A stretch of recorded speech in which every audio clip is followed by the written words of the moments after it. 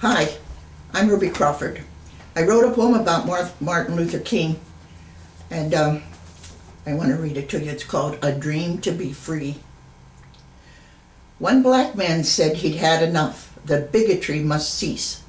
Our country must learn tolerance and love to bring us peace. I have a dream, we heard his voice, with hope and power ring, and meekly we shall overcome, we heard his people sing. This man devoted all he had to answer freedom's call, and sacrificed for civil rights, which really blessed us all.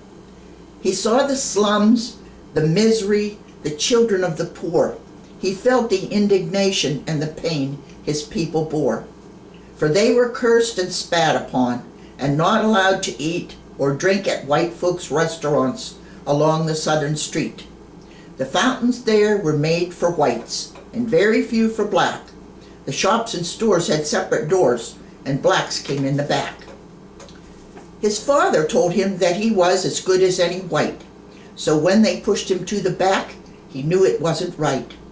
He vowed that one day he would try to change the things he saw. The Constitution should have been the highest form of law. He worked and studied as he grew, then put to practice what he knew. This young man asked Almighty God to help him through the night in Selma, Alabama, and to show him how to fight the terrible injustices he saw from every side. He prayed for inspiration and that God would be his guide. He chose to use nonviolence to touch the hearts of men. He led his people in a march, then marched and marched again. They dared to sit in seats marked white. To jail they went with speed for civil disobedience, but still they would not heed. 250,000 souls assembled to be free and marched with Martin Luther King in Washington, D.C.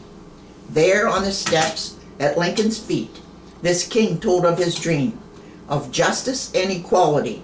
Again, I have a dream. A dream that one day, black and white, across this mighty land, will live in perfect harmony, together, hand in hand. A dream that all may exercise the precious right to vote, that no one here would starve to death or freeze without a coat. Though some threw stones at Martin King and even shot him dead, the world remembers Dr. King and also what he said. The challenge that he gave to us, though difficult may seem, to get mankind to all join hands, would realize his dream. And then the world, when war had passed, could shout, "Thank God, we're free at last."